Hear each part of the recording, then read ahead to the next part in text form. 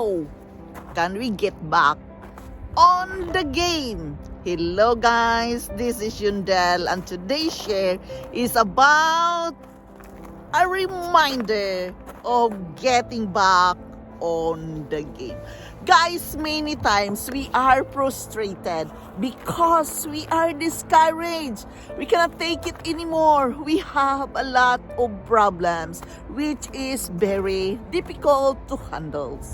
Guys, each and every one of us have different kinds of problems we have to face in this life journey. Yes, it is a part of our life journey. Getting back on the game of life is a must to do if we want to live our best life. It is very important, guys. How can we really do that? Guys, based on my experience, of course, we have to give ourselves a time. Giving ourselves a time that we can really make it, contemplating, praying a lot. It's really helped us to get back in the game with the right mindset. Surviving life, guys, it always needs a lot of thinking, a lot of prayer, a lot of things needed to be done. We have to work out with our mindset. It's very difficult, especially if you're alone. We all have trials we have to face in this life journey. But guys, remember always that you are not alone. How can we get back on the game? Many times I've been telling you that you have to give your time to mourn, to be sad. Feel that feeling. Give your time to yourself. Relax. Be in silence.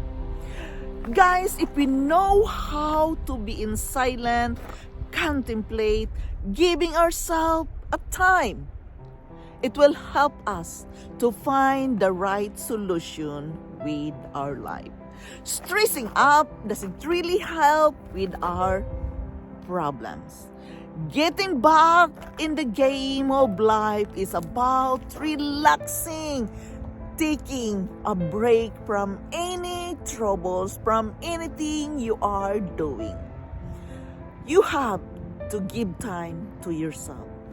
Guys, getting back in the game, in my own experience, it needs a lot of prayer. It needs a lot of meditation and contemplation, understanding their life situation.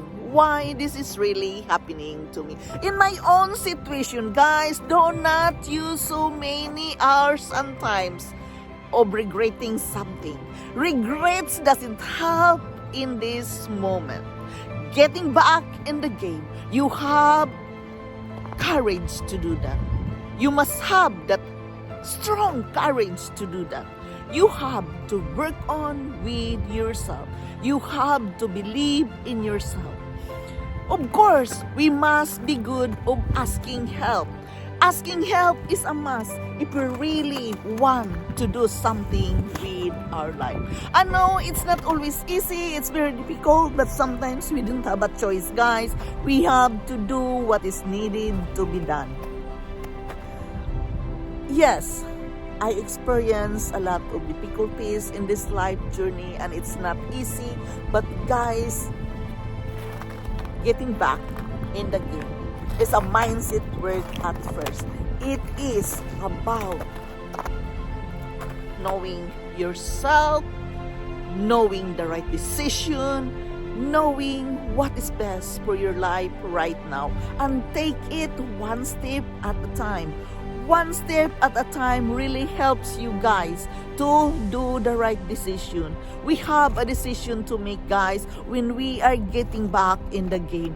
Planning is a must, and we have to write it down. Again, once again, I have to remind you that getting back in the game, it needs a lot of journaling.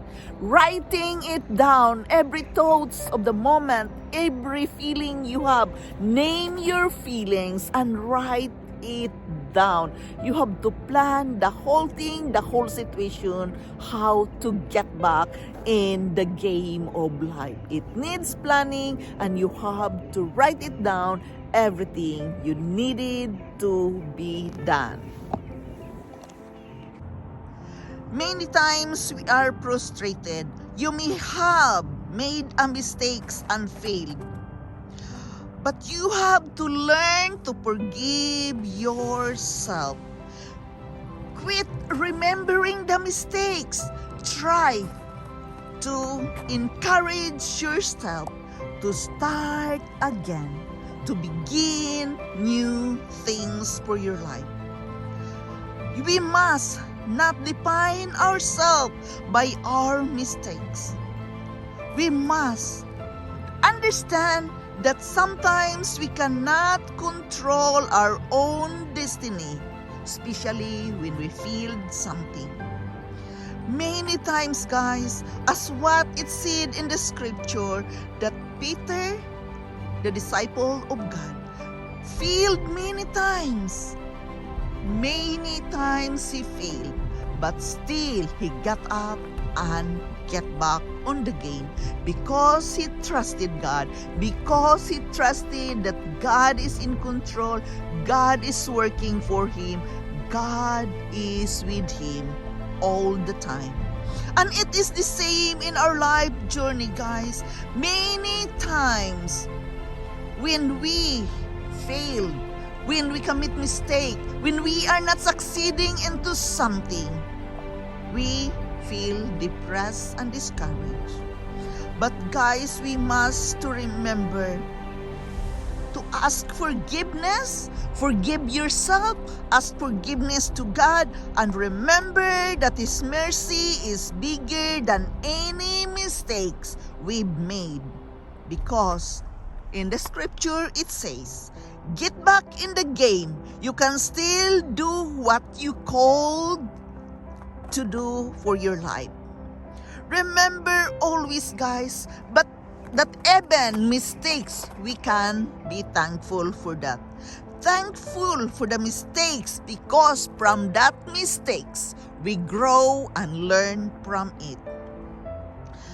Yes, maybe we make mistakes and feel that we're not capable of doing something. But remember always that the mercy of God covers us. So thank Him. Forgive yourself and forget your mistakes. The moment that you ask forgiveness, He is there for you, and He will give you the feeling of forgiveness. Take away the guilt and the shame of the past, and believing you have something awesome in the future. Yes, you have to believe something in yourself, that you have something special in you can use in getting back in the game. Bear this in mind always. You can still do what you called to do in this life journey. Each and every one of us can do it, but we must have the right mindset, the right planning when it comes to getting back in the game. Yes, this is just a reminder to each and every one of us, because even Peter was so bitterly disappointed in himself, so ashamed of being coward, so ashamed of committing mistakes. God is with him. He is with him, and He forgave him. And it is the same with our life, but we have to come unto Him, acknowledge Him, and ask forgiveness. What are those makes? What are those mistakes we have been taken? Getting back in the game, guys, as what I've said, we must have the right mindset. and acknowledging our mistakes, learning and growing from that. It's easy to say, grow from your mistakes, right? But it's very difficult sometimes to do something with it because of our pride. Getting back in the game of life, guys, it is very important that we stay humble. We must be patient with ourselves. Be humble. Ask forgiveness. And first of all, you have to forgive yourself. It is very important, guys, that we can forgive ourselves. Remember, you are not alone. Each and every one of us can commit mistakes. Each and every one of us have experienced failure in this life journey. It is a must to experience, even we don't like it, because that was the foundation for us to grow and learn from it. Growing from our mistakes is really not easy, but always remember that each and every one of us have a chance to get back in the game of life. Remember, you can make it, and bear this in your mind. If others can, so can you. So, encourage yourself that you can make it like others. This is Yundel. Thank you so much for listening. Thank you so much for joining me here in my life journey. I am very grateful to each and every one of you supporting here in my channel. I love you all, and thank you from the bottom of my heart. I am very grateful for your support in my life journey. I love you all, and bye-bye.